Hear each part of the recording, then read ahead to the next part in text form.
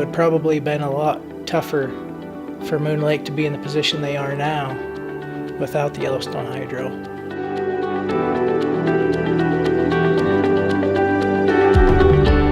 I think we have to basically go back to when Moon Lake was first organized. We signed a contract with UN Power and Light to provide power to the few homes that we had connected at the time.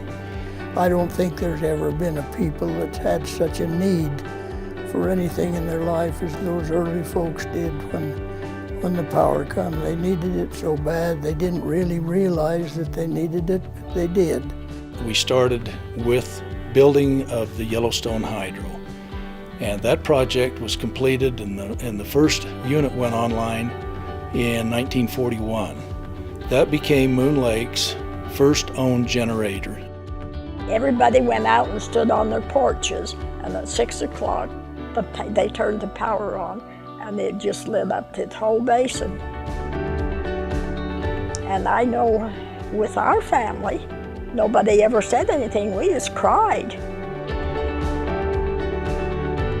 That was the greatest invention that you could ever think of, to see those lights go on out here in the sagebrush.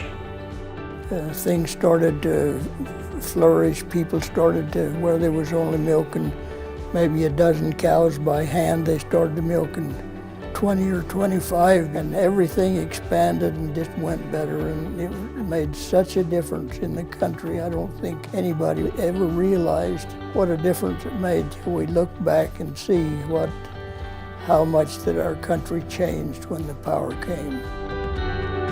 That small hydro was the heart of Moon Lake's generation and has been a mainstay. It's operated for the last 77 years and takes a full-time operator to oversee the production there. And so we have to maintain pretty much a 24/7 oversight of the project to make sure that there's not serious problems as a result of maintenance.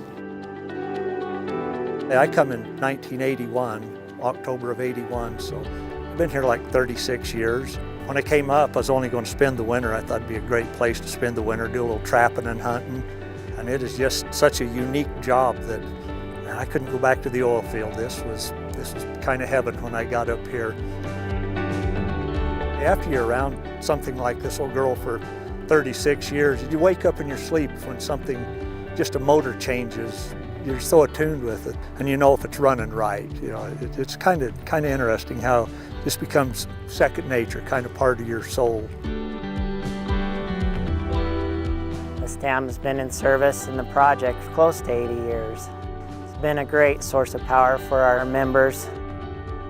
It was just a very welcome source of energy when the dam was first installed. In 1978, Deseret Power was formed and started building the Bonanza Power Station in 1980, which was commissioned and came online in 1985 and provided much of Moon Lake's generating resource, which by and large negated the need for the small hydro.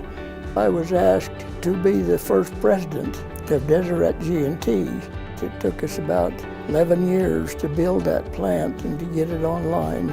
I never thought I'd ever be involved in anything that immense and to have such a load on your shoulders. Finally the day came when we built that plant, and I knew that after that someday the Yellowstone Hydro would be a thing of the past. The penstock, again, is 77 years old and it has numerous leaks. In some places, the penstock is a fraction of the original thickness, which gives us a great deal of problems in repairing in order to even weld on the pipeline. Units right now, as they stand, are about twice the cost of power that we can produce by other means. We owe it to our membership to maintain as an efficient as operation as we possibly can, and it's hard to justify the expenses associated with operating that small unit when we can generate the power that we need at a much, much lower price. They'd been discussing the decommissioning of the Yellowstone Hydro for several months before I came on the board, and it has been a difficult decision, and to see that decommissioned or gone is tough. You know, I remember going up to the hydro as a kid and fishing in the pond, and I think it needs to remain intact there, at least at the generators there, to stand as a monument to the men who had the insight to start Moon Lake. We recognize that the hydro is a part of our original heritage, and it's our intent to leave it in place, the generating station and the small home that's near it, with the generating units themselves. Yeah, it's just served us really well. You know, we've got a lot of mileage out of this old girl, and just keep it here. You know, and let people come and look at it and see where we started from.